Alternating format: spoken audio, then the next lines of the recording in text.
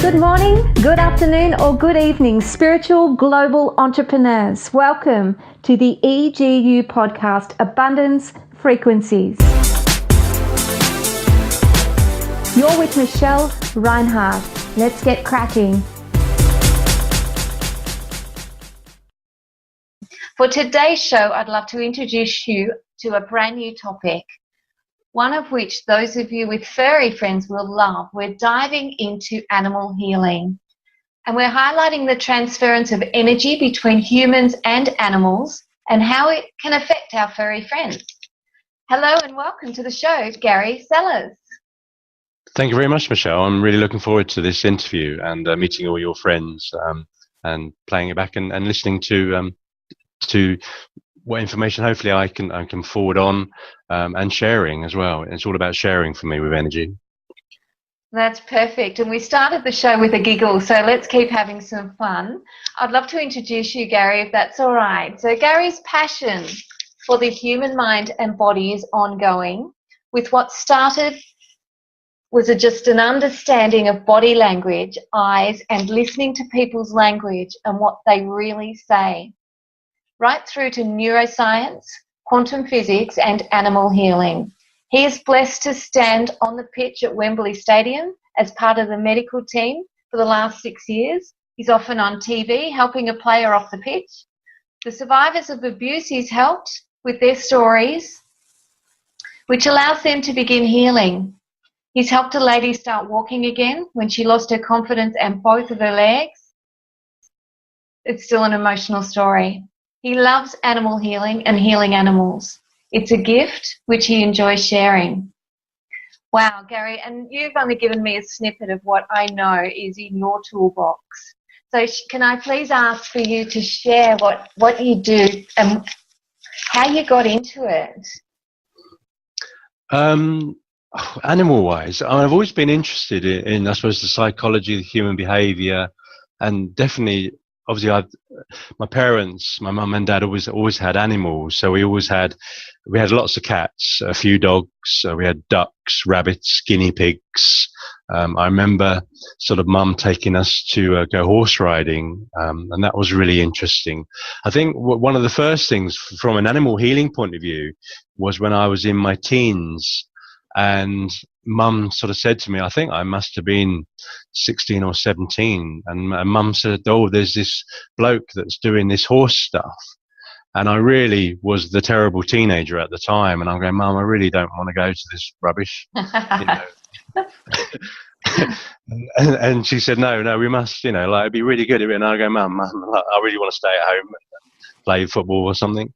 And so she sort of dragged me to this thing, whether this man was going to do something with a display with horses. The guy happened to be Monty Roberts. And still actually upsets me now, actually. I still remember sitting there, and I sat there for 4 hours watching this guy work with 4 horses in this arena, in this very small arena. And to this day, I've never forgotten it. And it was just like, wow. That is just amazing. I really need to learn a load more and look at what he does. And that's what I followed up. And I'm very grateful that Mum did sort of drag me by my ear to this. And and just blessed because I was, for what he did and how he sort of nurtured those rough horses that wouldn't even come out of the box to sort of like tame them. Just blessed because you never knew how long the show was going to go on either. But 4 hours and the best 4 hours I've ever had, I tell you. So. Do you know what? I've just got goosebumps from top to toe, and the goosebumps never lie. Your mother obviously knew something about you and your soul that encouraged you to come along that day and begin this journey. How beautiful is that? Well, it was strange because the school where they actually showed it with Monty Roberts was actually where I don't think I was actually working there at the time, but it was one of my first ever weekend jobs, Saturday and Sunday job. And it was literally one of my first ever jobs. It was mucking out the horses. Used to muck out the stables and then brush them down and get them ready for the riders that were coming along. The riding school still exists, actually. And I absolutely loved it. Used to always end up jumping in the pile of straw and all the other stuff that the horses sort of gave, donated, shall we say. You said the word straw. Something else starting with S came to mind when you said that. Yeah. I'm just keeping it family viewing or family listening anyway. I'm glad you did. Thank you, Gary.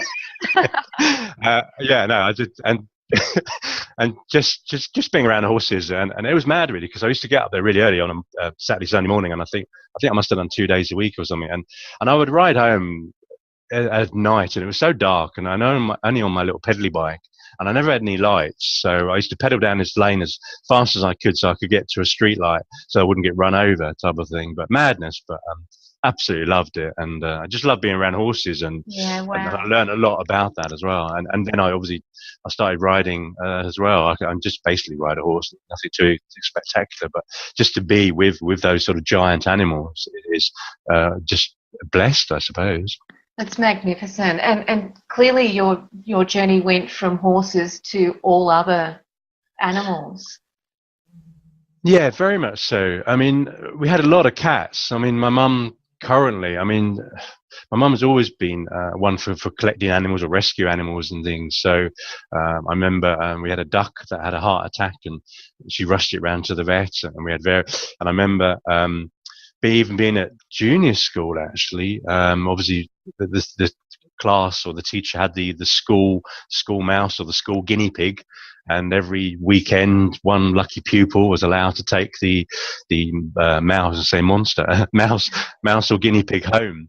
And so I regularly took the guinea pig home or the mouse home, and yeah, it was just, again, I suppose it was just another animal. And we had dogs. We had, bless Sonny, and yeah, and various other dogs. So that was really nice. And even now, my mum's obviously just come back from America to England, and she's now got eight cats and one dog, and I've just recently been looking after her dog. So interesting. So yeah, we've always had a connection, and even going around the woods, and as I do regularly, I see so many dogs. And I saw a fox actually the other day. That was a very bizarre moment, but yeah, all of a sudden 2 dogs and 2 runners appeared, and a fox appeared, and I was actually trying to photograph a nice big fat robin on a fence. So it was very bizarre, because it was the quietest moment, and you could hear a mouse fart sort of thing. It was that quiet.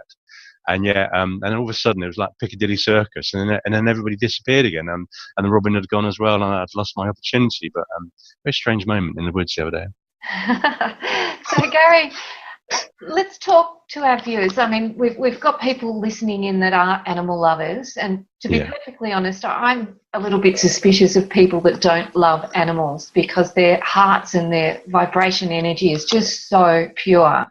And if it's not, it's often been tainted by impurities of humans, which is another whole story in itself. But how do you connect energies with humans and animals? I think any animal lover, if you love animals, then the animals love you. And certainly I'm currently writing an animal book, and it will be a big section of it will be about transference. And for me, if you really love your animals, like we love our children, you know when they're not very well, or when something's wrong energetically. And for me, and I've seen this time and time again, is obviously when you love your animal, then obviously then you know your animal is something wrong with it, and you'll just sense it. It's almost like a gut reaction or intuitiveness.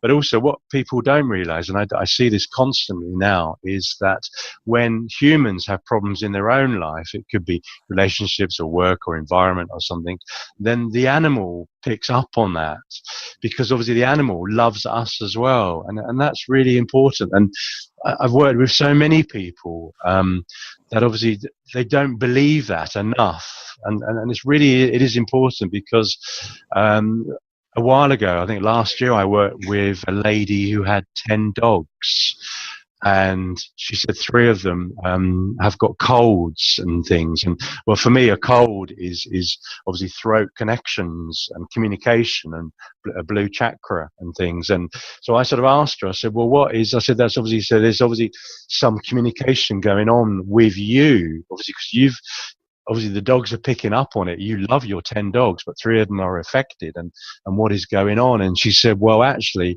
she said, I'm having problems with my nan at the moment, who's living down the bottom of the garden in the granny flat, and we're really just not talking.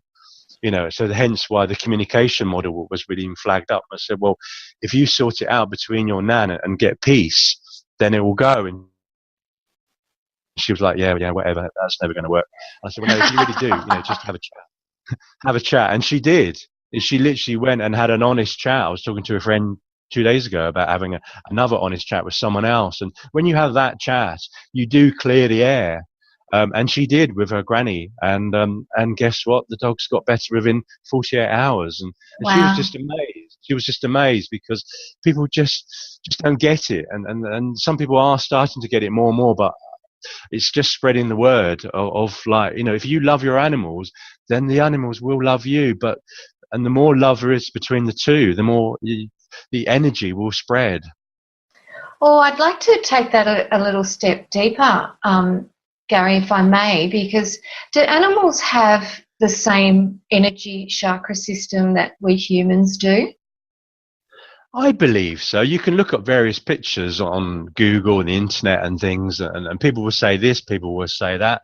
And again, it comes down, I think when, we'll probably talk about this later, but I think when we're a spiritual being, if you're going to be a special spiritual being like that we are, and you are, Michelle, that, I think you have to believe in your own system, and you can read books and you can learn so much, but I think when you get a bit more special, I would say, and certainly understanding energy, then you have to hear it, feel it, see it yourself. And if you believe that they do have a chakra system or they don't, then you're right. And I color scan animals, so that's why I always ask people around the world. And I work with some rabbits in Australia and a couple of cats in France and things, and a load of horses that I work with, and they send me a bit. But I always ask to see a whole picture, not just a face or the problem area as such. So they always send me 2 pictures of the area and then a whole picture, and I go through the chakras, and that's my color scanning, and I don't see colors.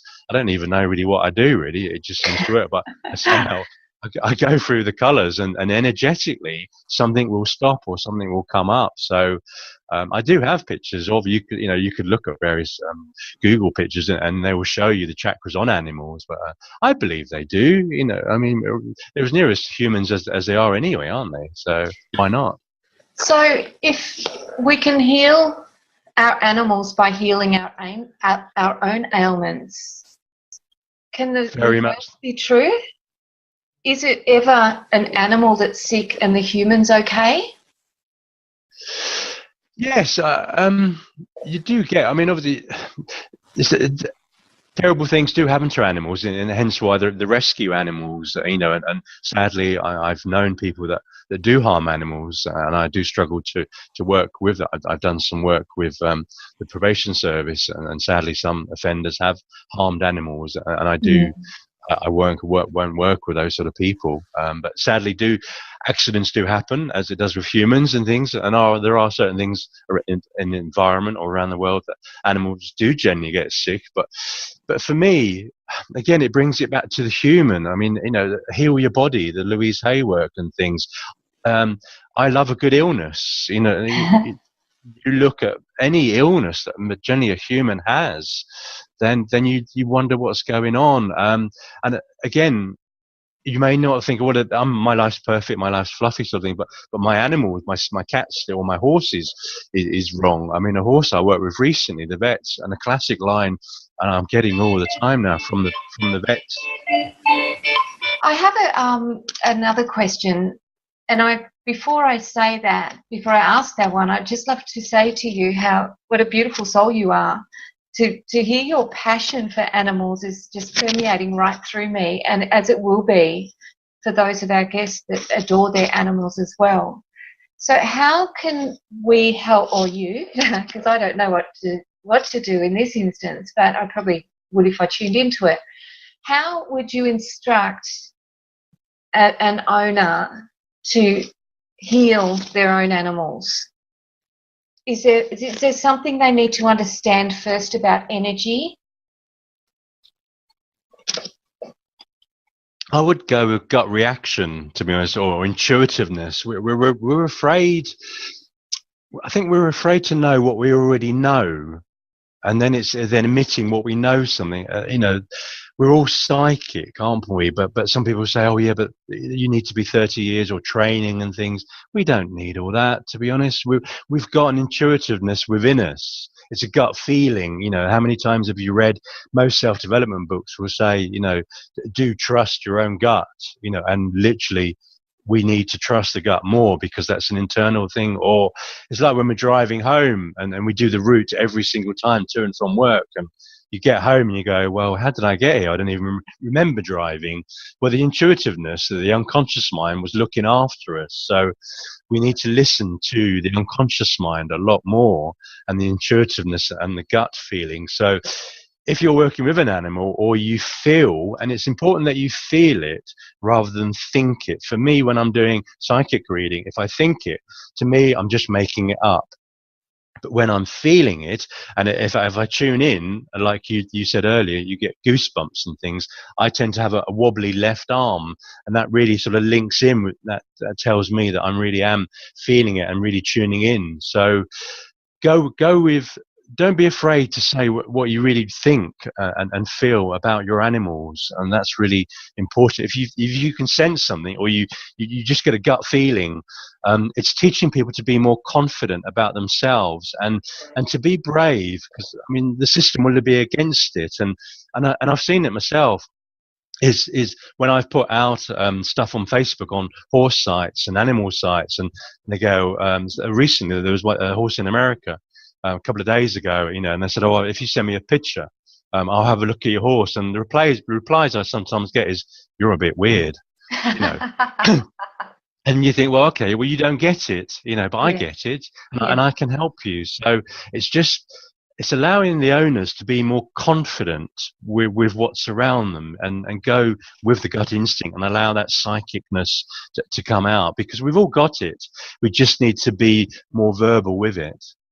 Absolutely. I agree completely. And I love that you say that we are born perfect. We have all of these gifts. All of our gifts are activated at birth. We get them shut down through life.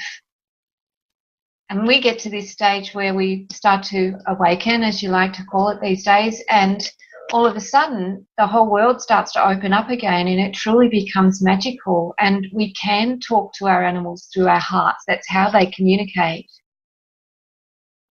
And we can find in walking in nature and all that sort of stuff, when you just take the humanness away, if you like, and just drop down into your heart, there's nothing that you don't have an answer for. No, and I've just been listening to the was it the Napoleon Hill book, Think and Grow Rich, 1932. Yeah, that's a and again, it is, as he says himself, and there is a live recording on the audio. It says, we know what to do. The body knows how to heal itself. We know what to do, but we're just bombarded by social media now, and books and everything else, and further training that we may or may not need.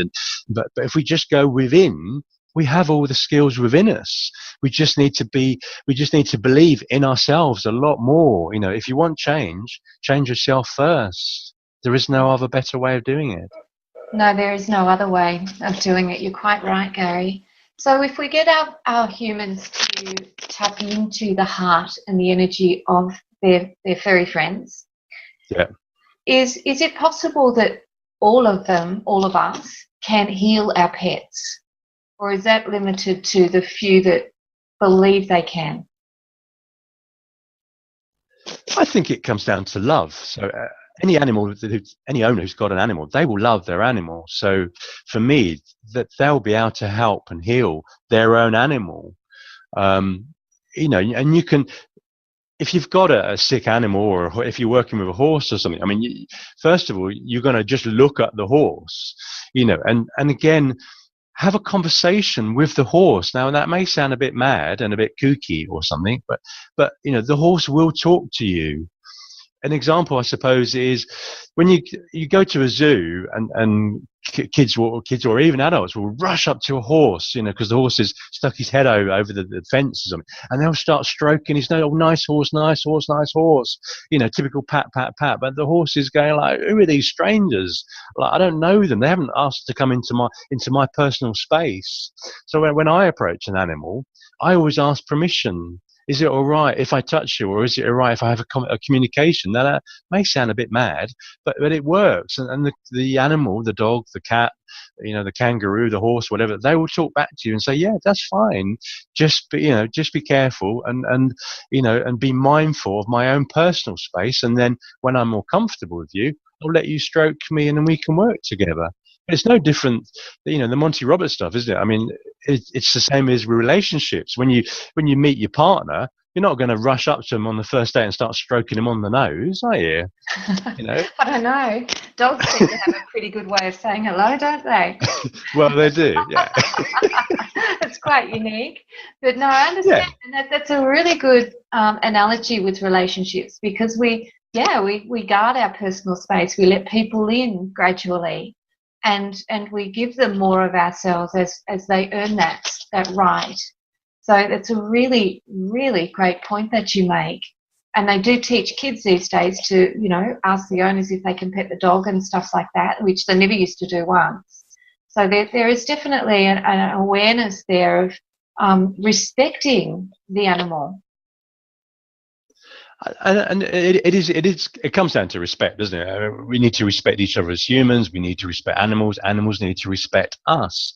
If you've got a dog charging at you or something, and this is how a lot of people and various phobias I've worked with animals and things, they always have, oh, I'm scared of dogs because a dog bit me when I was at school.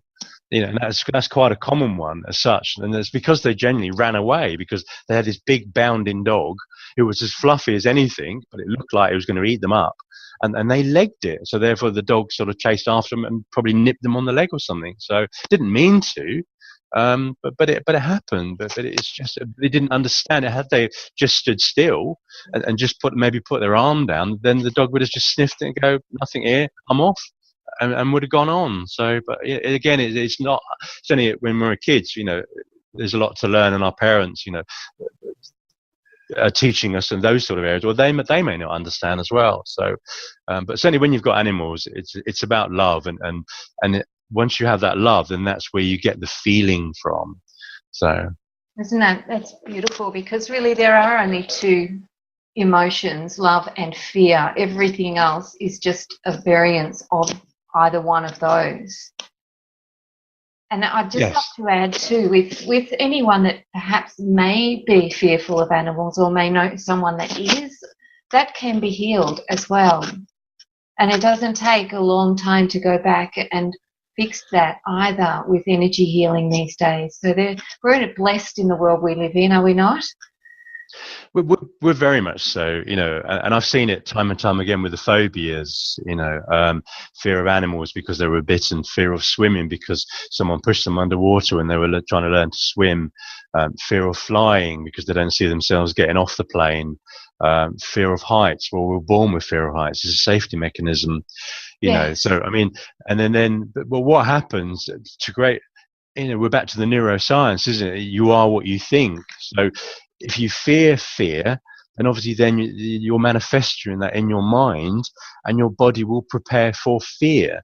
But if you stay as a neutral, then therefore you can sort of, what can I learn from this? Or maybe they're not going to bite me, sort of thing, and things like that. Or maybe I can be friends because I'd like to be friends. I mean, animals don't kill their own species. So it is, it's really important to understand that. So there's good intention all around. Yeah, interesting. My mind and my heart just went to thinking of we are 100% connected, all of us, and we share the same language, which is love. And I often see, I have a beagle, a beautiful, very naughty beagle, and he just loves everybody to bits. And I took him to an animal healer when he did his cruciate ligament. Actually, it cost me more to get his cruciate ligament fixed than it did mine when I did mine. So Yeah, you must be well paid, Gary. But I see when I'm walking down the trail with my dog, who will just bound up to anyone, people pick their animals up and they're fearful of the animals around them, and they're the ones that are transferring that fear. So it's really hard. It comes back to maybe deciding who it is that actually needs the work done on them, whether it is the animal or the owner. And I think it's coming back from the owner, isn't it? Because the dogs, cats, horses, they're quite inquisitive, aren't they? So, and again, but the manifestation of, if the owner is worried or fearful or not a great owner, then obviously then that is going to manifest onto that. You know, you can almost, there's a little bit of a game, isn't it, where you have a picture of a human and you go, guess what sort of, or that person's going to have a dog, guess what type of dog they will have, and you'll just look at the human and you'll go, well, we know what dog they'll have, you know. And again, you know, it is, so you can learn from that. There's so much we can learn, because I mean, for me, the neuroscience and the energy and the love, I mean, we're all warm fuzzy balls, aren't we? So, you know, if you imagine sort of you're going into a forest and the trees are fuzzy balls and we're a fuzzy ball and the dogs are fuzzy balls and the foxes are fuzzy balls, and if we're all sort of neurons and everything else, that's sort of, we're just little warm blobs as such, aren't we? But because we're all together, because we are all a fuzzy warm blob, we're all together, aren't we, sort of thing, rather than this is definitely a solid tree and I'm definitely a human, that's definitely a dog, sort of thing. And that's quite limiting belief in those areas. But if you're a warm fuzzy ball, then that's how energetically, and that's the quantum physics side of it, you know, that's how we work together. If you understand there's more fluidity about it, then we can change so much more so easily and so quickly as well. You know, I love that you say that. I'm a student of the Course in Miracles, and it talks about the sonship and us all being of God. And yeah, that's exactly right. You know, we may as well all have been on Noah's Ark, you know, because we all belong there. It's beautiful that you put it like that. Now, Gary, I'd love to ask a friend of mine, and Vanessa, you healed her rabbits from England to Australia, and that was a quite a complex situation, because she was losing, they're her babies, and she was losing her rabbits and quite distraught by it. Would you share that story with our audience, just so that anyone listening that may need your services can get a gist of what you do on the animal sense? I know there's a whole nother human level to what you do as well, but today we're on the animal side. Yeah, it was just, she sent me a couple of pictures of some animals, or the rabbits, and for me, like with anybody, I just looked at the rabbits, and then I just get a feeling, and usually once I connect with that person, then I can be walking around the woods or the park or something, and because I know there's almost like a job coming in, but I know I've already got that connection.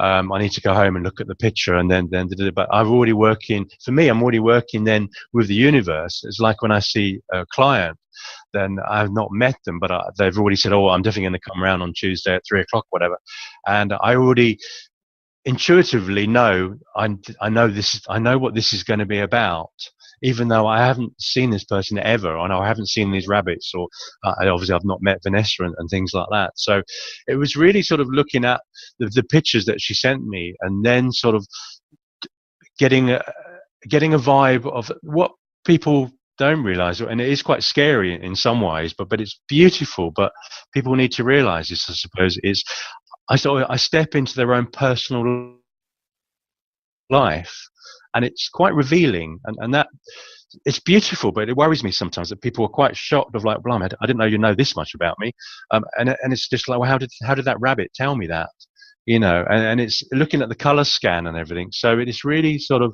so it was looking at the rabbits and then picking up intuitively what was going on in Vanessa's life and around, and the effects on the animals and what she was thinking, and that people connected with her, and then obviously then color scanning, and then obviously working through the chakras, again getting a clear indication or confirming what I already know, really, of like, this is the areas that we need to work on.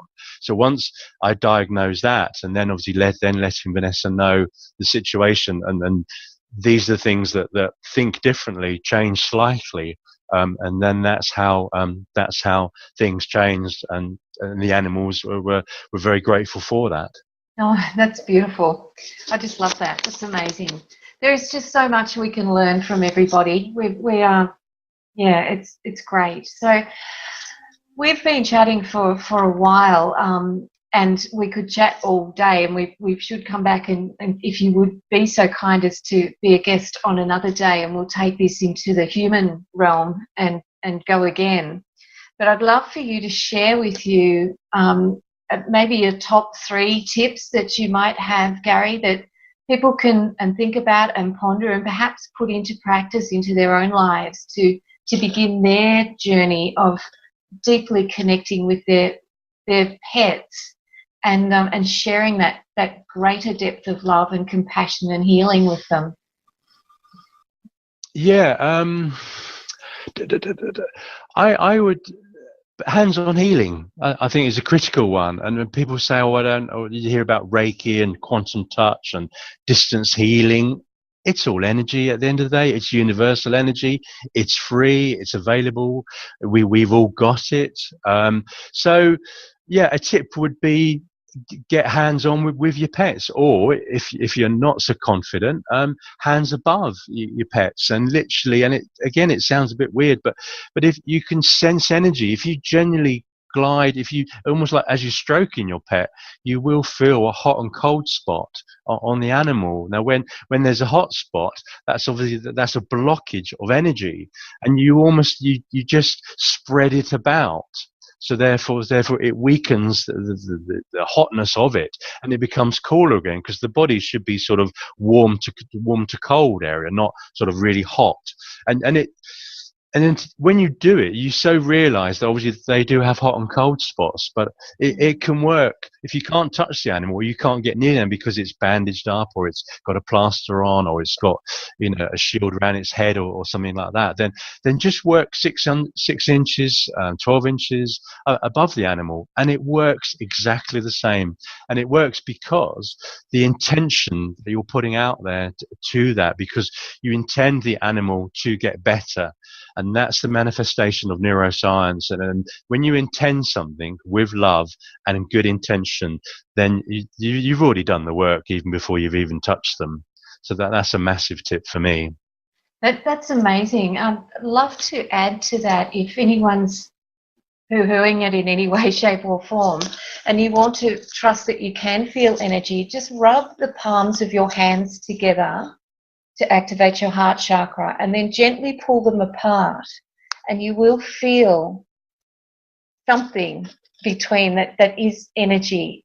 And you can then begin to play with that by expanding and contracting your hands, and you'll feel that energy move. And that's what Tai Chi, all those sorts of things are about, moving energy. And the more it's like the mind muscle, the more you use it, the better you get at it. So it's always good to remember too that we're not the ones that are healing. The healing energy is coming from a greater source. We're just the channel. But the intention 100% is exactly what you'll get.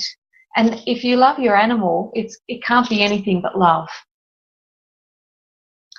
Very, very true. Very true. And another tip and again, I do this with humans in my management career, when I was in management, is I did a lot of fostering for cat protection, and obviously a box would appear, and I would open the box, and out pops a furball. Oh, yeah. At speed, at speed, and disappears in the first corner they can find, or the curtain, or under the bed, or behind the washing machine or something. And what I've learned, and again I do this with humans as well, you just need to let your animal be your animal. It needs to be their own. And again, humans are exactly the same. We're so sort of, we must tell the human, or we must teach them this, we must teach them that, and things. We must teach that. And I've seen this quite closely as well, actually, with people, is that we try and teach the animal how to be an animal, or we try and teach the human how to be a human. The human knows how to be a human. The animal definitely knows how to be an animal. And certainly with the fostering that I did with the animals, that was a really good example, because, as I say, I would open the lid, the fur ball would jump out, leg it, sort of thing, and I wouldn't see the cat sometimes for about 3 weeks. I knew exactly where they were. But because I didn't chase them, I didn't poke them with a stick and try and drag them out of their dark corner that they wanted to hide in, because they had no idea what I was like or whether I was safe to be with or anything. And I put food down. They know where the litter tray is, sort of thing, and then they just get on with it. And every single time they come wandering back after about 3 weeks, and they come and sit on my lap and they go, "I'm ready now. I know you're not a threat." And you're going to be my friend. Yeah, I love that. That's a really good tip, actually. I must admit, I've been guilty of trying to ferret animals out of tight little spots. So just, give them the space to earn that trust and that respect. No, I think we said earlier on the tip one was, third one, I suppose, would be intention. Again, it is be aware of your own language, be aware of your own thoughts. The brain doesn't understand negatives.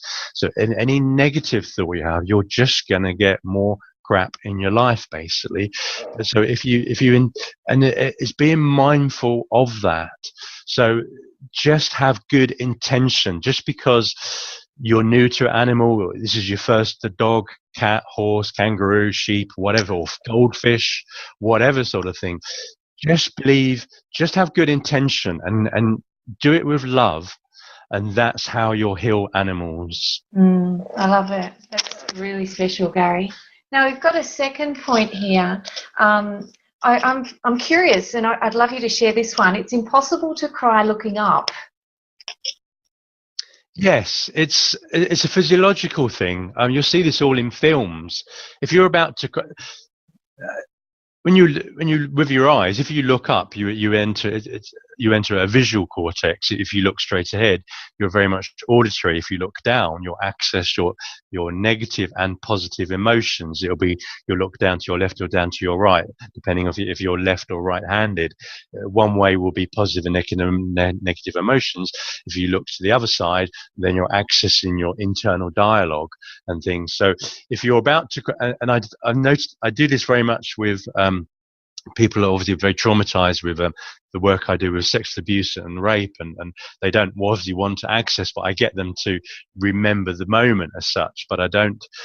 What they do, they visually play out the movie in their visual cortex. So I have them look up 30 degrees above eye line, and it is the eyes, not the head.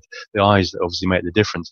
But what happens is they so want to access how bad it was, so the emotion sort of thing, so they will try and look down. And obviously, and I don't allow them to do that. That's why it breaks the feeling. So if you're getting upset or you're having a really bad day, I guarantee that you are looking down because you're accessing negative emotions.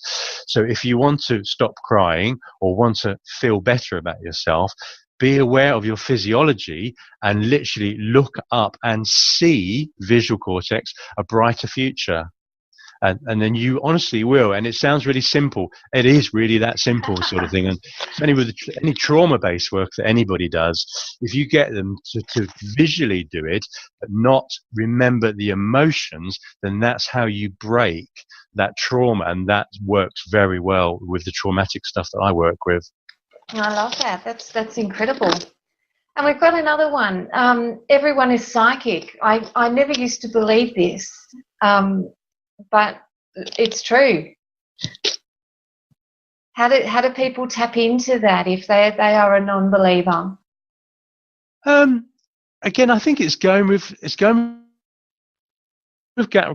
gut reaction. I mean, it's like me. I mean, I'm 18 years as a wellbeing consultant. I've spent a lot of money on my training and things, and I would say I'm very good at what I do, and a couple of books and et cetera, et cetera. The psychic side of it, I have, if I'm honest, I have no training in it. I've read it. I have read 1 or 2 books, and I've met a couple of good psychics that I like, and I see them as mini mentors to me. But it's just, for me, it was being more confident that I have a gift. And that's the thing. It's just, I would say to your listeners, it's just be confident with what you've already got. Don't listen to the family or your partner or friends or social media or Facebook or whatever else and say, you can't do this. You can't do this unless you spend blah, blah, blah, or you can't do this unless you're not tall enough, small enough, whatever, and wearing the right colors, blah, blah, blah. That's nonsense sort of thing. Just be more confident with yourself.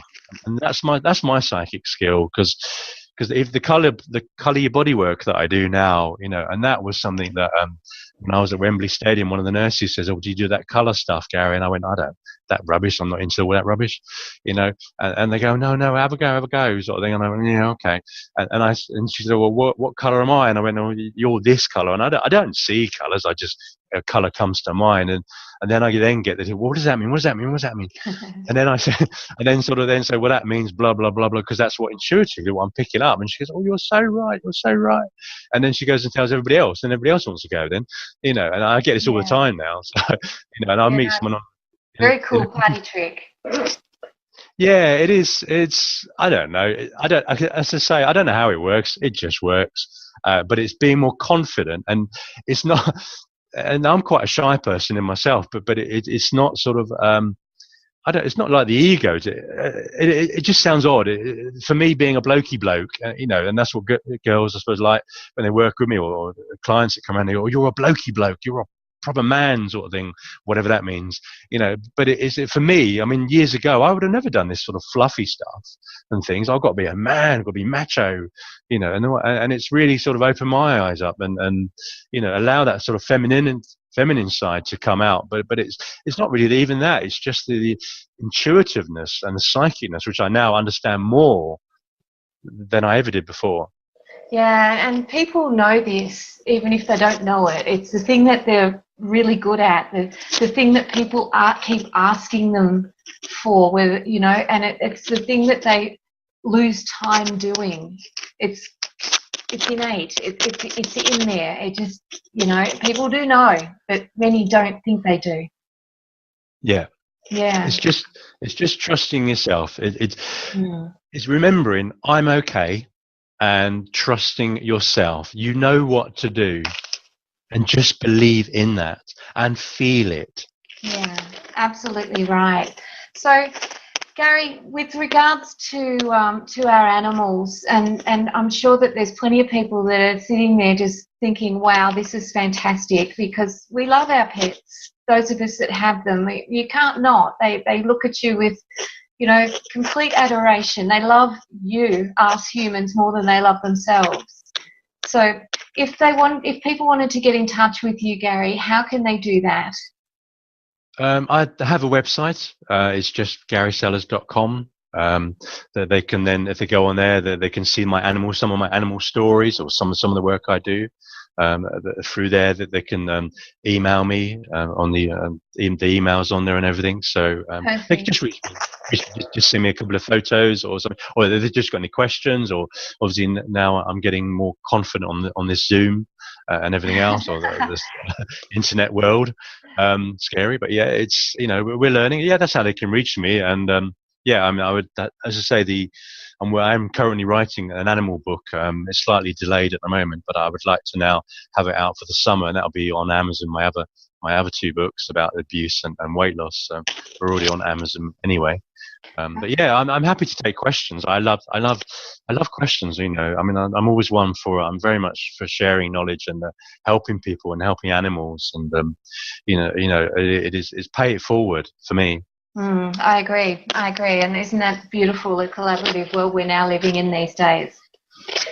So yeah, again, folks, find out in the running sheet, the notes below, all of the tips. Gary also has a Facebook group at Equine and Pet Healing, and Instagram. He's got some giveaways and links on his website.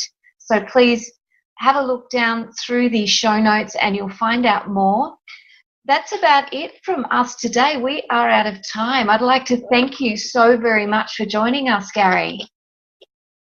No, and thank you, Michelle. And thank you to your listeners for listening in. And as I say, if you have any questions, please come back to Michelle or myself. And I'd love to come back and talk about humans and the wonderful things they get up to, and how we can heal them and help them. And again, I think the other thing is, and maybe as a finishing note, is we're in very, very special time.